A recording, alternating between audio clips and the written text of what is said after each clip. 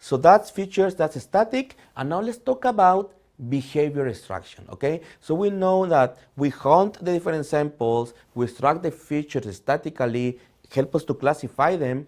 Now that we have a specific classification, we also need to add to that specific group or cluster behavior, which can also segregate more between groups, because we can have a group with all those different features, static features related, but the behavior can help us to segregate it more.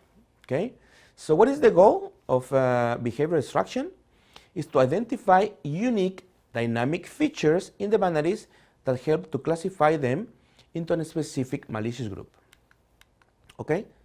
Normally, this is detected by running the malware in sandboxes. If you took the malicious software defender course, you learn about how to run how to run samples in sandbox, how to extract the features. So basically, that's important. And here it's very important to know that, because you as a threat intelligence researcher, you don't need to know reversing. Basically, you just need to know all those different techniques to gather information in order to cluster. Probably you will need reversing. You can team up with a reverser to give you more details, but most of the time you can do a really good job without even starting taking help from reverse engineers. Okay? So you can also get behavior not only by running in the sandbox, because normally the sandbox is going to tell you, okay, it is calling this API or this other API, and that can help you to understand the behavior. We're going to see some examples. But also, you can extract dumps from memory, which can also give us a lot of information while running. Okay? Most of the malware will decrypt in memory, and from there we can get really good features. Like, for example, the RATs, remote administration tools, they are very common to have a configuration file. However, that configuration file normally is decrypted in memory. If we go and dump the memory, we can get those configuration files and easily detect a specific RAT. Capturing malicious events, as I said, while running the malware. For example, there are many malicious events. Those malicious events are going to help us to classify that specific family. For example, if it is creating a file in suspicious location, it might be something that it is called a dropper. A dropper is just going to drop a binary into disk. That is a behavior. Injecting into other processes. Maybe this guy is just going to run, check the processes running in the system, and inject into them. Download and execute from the internet. That's also called downloaders. They are just going to go to the malicious IP, get the binary, and run it in the system. It's the only thing they do, but they are called downloaders. That can be the purpose. You remember in an attack flow, there are many different phases, right? And if the more they segregate the attack, the more difficult to cut them. Keystroke interception also, it is another technique which can also be done by the malware. It's very common for banking trojans so that they can steal information as you type in the keyword.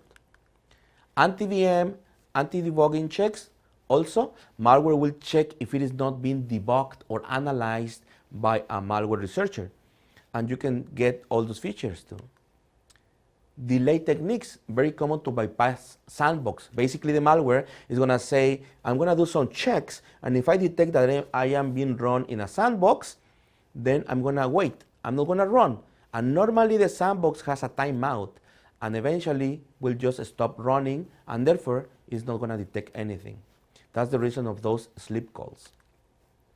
Persistence, how the malware will stay in the system after a reboot. Normally through registry keys, which is very common, adding it as a service, or adding it as a scale task. There are many ways that the malware can add persistence. Features that we can use to categorize or classify our samples. Okay, a little bit of more events, malicious events. Desktop locked is very common from ransom lock. Ransom lock is gonna just lock your desktop so that you cannot do anything until you pay a ransom. That's the way it calls ransom lock. So you can see APIs doing these specific actions.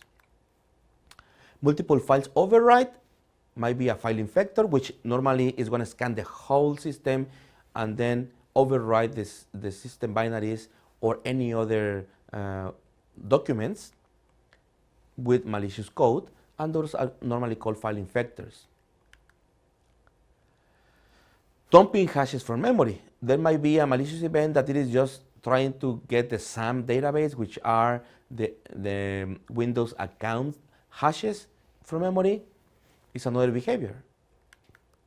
Okay, so now let's talk about a different strategy also, about passive DNS. Passive DNS, I'm going to give you more details in the next course, but so far, it will help us to know, for example, what DNS names have pointed to a specific IP.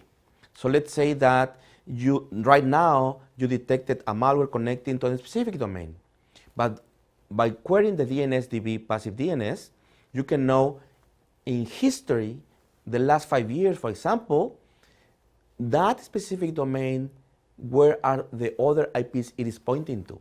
That can help you to know the activities and how far this specific organized crime has been running, or also to confirm if it is indeed malicious. Also, in the opposite side, what IPs have pointed to this DNS name?